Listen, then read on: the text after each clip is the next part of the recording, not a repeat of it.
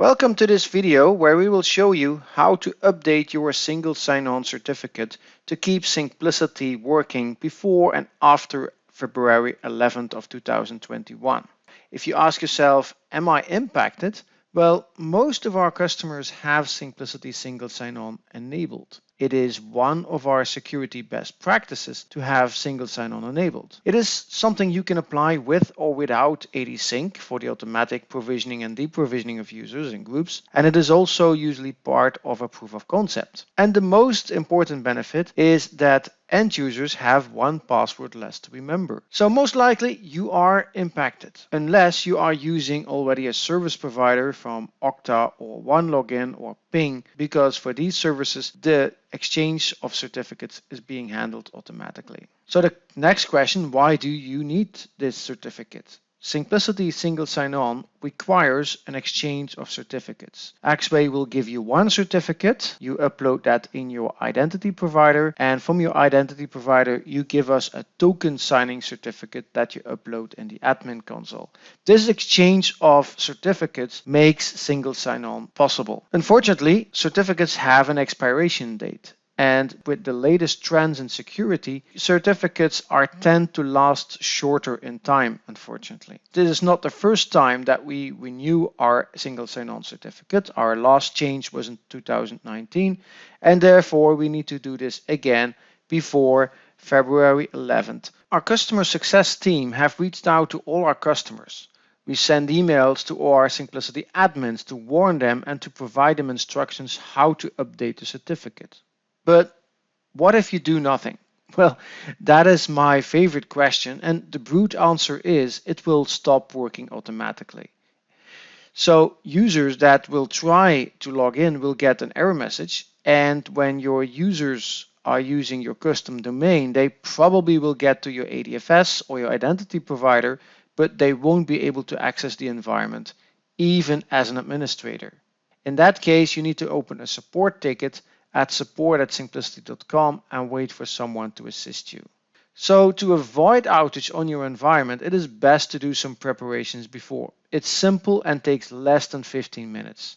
You already have received an email from us about the warning that the SSO certificate is going to expire and the actions that are required for you before February 11th. In that email, there is a link to a support article. There is a link to the new certificate itself and the instructions. And there's of course also this video to help you with the configuration. From there, you'll be brought to a page where you can download the new certificate. You save this certificate to a file. I gave the file name 2021 Syncplicity SSO Certificate.cer. That file I copied to my ADFS server.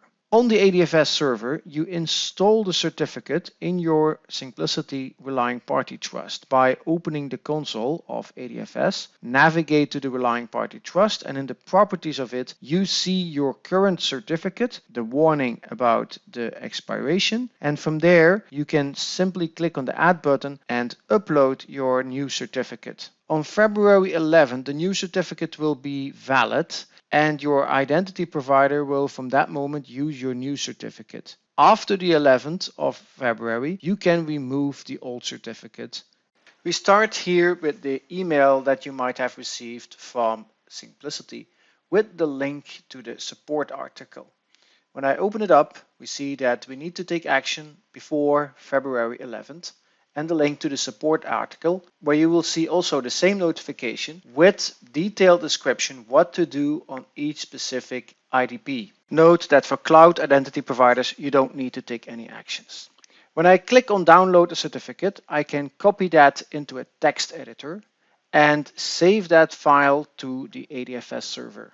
I have here already given it a name, 2021 Syncplicity SSO Certificate.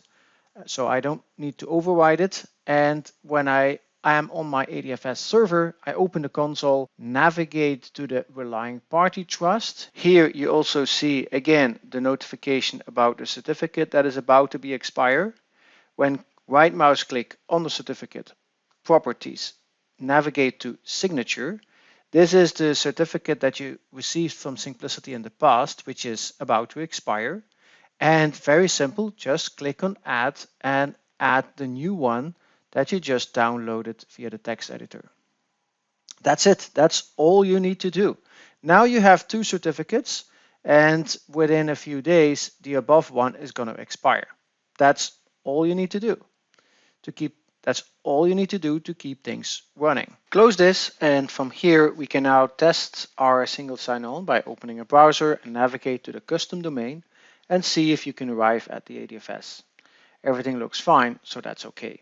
So what to do post the 11th of February? At that moment, navigate again to your Relying Party Trust under Properties, Signature, and from that moment you can remove the expired certificate from 2018.